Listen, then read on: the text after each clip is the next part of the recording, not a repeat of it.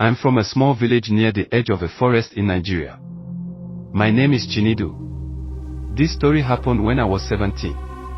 I've never told it on the internet before, but I still remember every sound and smell from that night. In our place, there's something the elders call Ogbanjmota. They say it's an evil spirit that takes the form of a crying child. They say if you hear a baby crying in the forest at night, you must never answer it. Never go looking. It's not a baby. It's something else. Something that wants you. I never believed those stories. I thought they were just made to keep children from wandering at night. But that was before what happened to me and my cousin, Ibuka. It was during the dry season. Very hot, very still. That night, the moon was half full, but the air was thick. The kind of night you sweat even without moving. Ibuka and I were staying at our grandmother's compound because our parents traveled to ABA for a funeral. Around 11 p.m., while we lay on the bamboo mat, we heard it. A baby. Crying.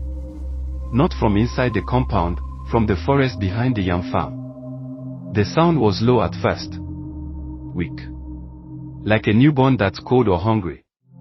I sat up. You hear that? I asked. Ibuka nodded. He looked worried, but we both stood and walked to the edge of the compound. Our grandmother was snoring in her hut, and the other adults were asleep too. Maybe someone abandoned a child, I said. Ibuka didn't answer. But I could see in his face he was thinking the same thing. We both grabbed our slippers and quietly stepped into the bush path that led toward the sound. The crying got louder. But not natural. It was wrong. It would cry like a baby for 5 seconds, then stop completely. Then nothing.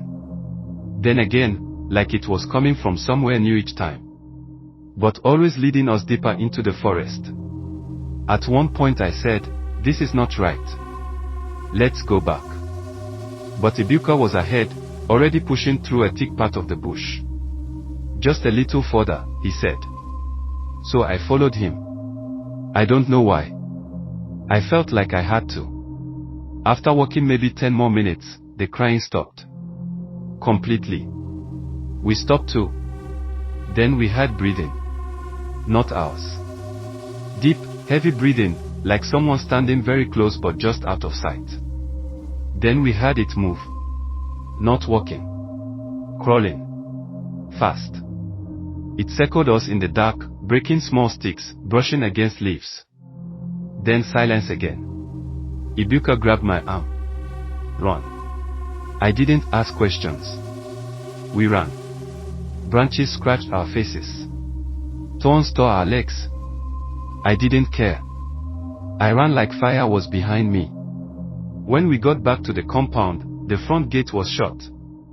We banged on it, waking everyone. My grandmother came out and looked at us with anger at first, then confusion. You went into the bush. At this time, she asked. We told her about the baby. The crying. Her face changed. She made us sit and brought out a small gourd. She poured something bitter into our mouths and started praying, calling on our ancestors, whispering in Igbo. That night, she sat outside our hut and didn't sleep.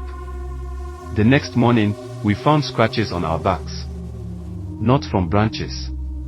Long, straight, too deep. Like claws. We never found out what it was.